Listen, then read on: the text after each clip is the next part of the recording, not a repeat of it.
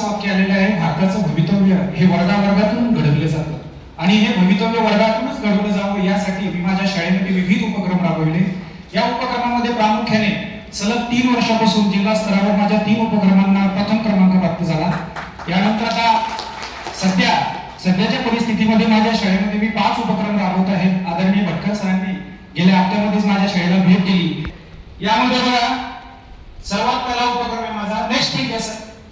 यामध्ये बघा सर्वात पहिला आहे चला एकत्र बसूया. नेक्स्ट चला एकत्र बसूया, एकत्र शिकूया. हा माझा उपक्रम असा आहे, शाळेमध्ये प्रत्येक वर्गामध्ये काही अप्रगत विद्यार्थी असतात.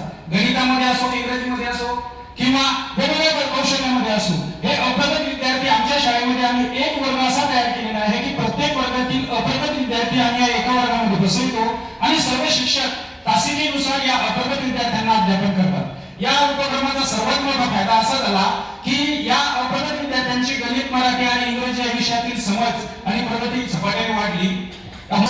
सर्व विद्यार्थी एकमेकांना शिकवतात आणि मुलांचं एकमेकांसोबत पुनरावलोकन स्पष्टीकरण करतात. यामुळे त्यांची स्पष्टीकरण क्षमता सुधारली, वर्गातील सहकार्य, टीमवर्क, सकारात्मक वातावरणात वाढ झाली आणि सर्वात महत्त्वाचा फायदा असा झाला की शाळेमध्ये प्रत्येक मुलाला वाटलं की मलाही लिहिता येतं, वाचता येतं. हा विश्वास मुलांमध्ये निर्माण झाला.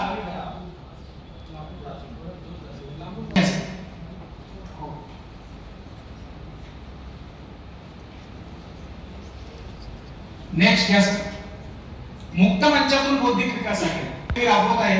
यामध्ये प्रामुख्याने प्रत्येक विद्यार्थी, एव्हरी चाइल्ड इज डिफरंट, प्रत्येक विद्यार्थ्यामध्ये काही ना काही नवक्रमशीलता असते. प्रत्येक विद्यार्थ्यामध्ये उच्च क्षमता असते. कुणी चांगल्या प्रकारे बोलू शकतो, कुणी चांगल्या प्रकारे गणित सोडू शकतो, कुणाची चित्रकला चांगली असते. त्यातून मी मुलांना वेगवेगळ्या प्रकारे न्याय देण्याचा प्रयत्न केला, मुलांमध्ये कौशल्य विकसित करण्याचे प्रयत्न केले. यानंतर नेट या पुस्तक तुमच्या दारी वाचनाची मज्जा असणारी फिरते वाचनालय हा एक नाविन्यपूर्ण उपक्रम सध्या मी माझ्या शाळेमध्ये राबवत आहे.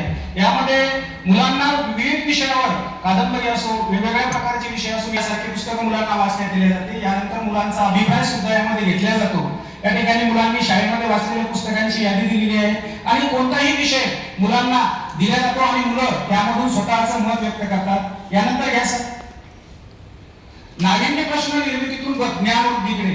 परिपाठामध्ये हा उपक्रम आम्ही राबवतो. आमच्या शाळेमध्ये परिपाठाच्या वेळेला ज्या वर्गाचा परिपाठ आहे त्या वर्गामधील एक विद्यार्थी इतिहास, भूगोल, विज्ञान आणि इंग्रजी या विषयावर नाविन्यपूर्ण प्रश्न तयार करतो आणि सर्व विद्यार्थ्यांचं यामधून त्या प्रश्नामधून मुलांची जी फलश्रुती मिळते, मुलांना विचार करण्याची, प्रश्न विचारण्याची क्षमता वाढते, विषयावरील आत्मविश्वास वाढतो, शिकण्याची अधिक काहीतरी नवीन आपण करू शकतो ही जिज्ञासा मुलांमध्ये निर्माण होती. यानंतर माझा विचार माझ्या शब्दात हा एक नाविन्य उपक्रम सध्या माझ्या शाळेमध्ये सुरू आहे. मुलांना वेगवेगळ्या प्रकारचे छोटे छोटे घटक दिले जातात. उदाहरणार्थ माझी शाळा, माझा आवडता शिक्षक, आपली सूर्यमाला, असे प्रासंगिक घटक जे काही छोटे छोटे घटक असतील पण ते मुलांना दिले जातात आणि त्या विषयावर मुलांना बोलतं केलं जातं, जेणेकरून मुलांमध्ये आकलन क्षमता असो, वक्तृत्व कला असो, नेतृत्व क्षमता असो, कल्पकता असो, सृजनशीलता असो, यासारख्या विविध क्षमतांचा विकास या उपक्रमाच्या माध्यमातून आपण करू शकतो. आणि शिक्षक शाबासकीचे हा अतिशय चांगला असा उपक्रम आमच्या शाळेमध्ये आम्ही राबवतो. जेव्हा वर्गातील अतिशय अप्रगत विद्यार्थी, सरांनी सांगितलं की आपण कोणताही मुलगा हा प्रगत करू शकतो, कोणत्याही मुलाला जर आपण त्या मुलासारखा मूल झालो तर आपल्याला निश्चितच त्याला न्याय देता येतो. आणि हा शिक्षक शाबासकीचे हा तसाच एक उपक्रम आहे. या उपक्रमामध्ये प्रामुख्याने वर्गातील जो विद्यार्थी कधी शाळेमध्ये फार कमी यायचा ते सर्व मुले, मला सांगताना आनंद होतो की माझी शाळा सर मेहकर तालुक्यावरून फक्त 5 किलोमीटर अंतरावर आहे. मेहकर वरून 5 किलोमीटर अंतर शहराच्या तालुक्याच्या अगदी जवळ असूनही माझ्या शाळेची पट आज 240 आहे. 212 वरून आम्ही 240 पर्यंत पट वाढवली. वास्तविक पाहता यामध्ये खेदाची गोष्ट ही मी सांगा वाटते की पहिल्या वर्गामध्ये जी पट नोंदणी होते ती आमच्या गावामध्ये खूप कमी आहे, पण आम्ही आमचा जो पट वाढवला तो दुसऱ्या वर्गापासून 8व्या वर्गापर्यंत वाढवलेला आहे.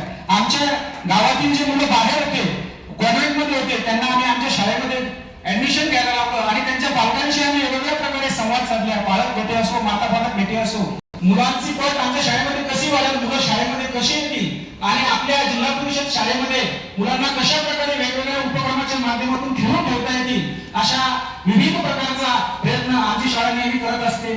अशा प्रकारे विविध उपक्रम आमच्या शाळेमध्ये आम्ही राबवतो आणि या सर्व उपक्रमांचा एकंदरीत फायदा हा विद्यार्थ्यांची पट वाढण्यामध्ये आणि विद्यार्थ्यांना काहीतरी नवीन देण्यामध्ये झाला आहे. धन्यवाद. धन्यवाद सर.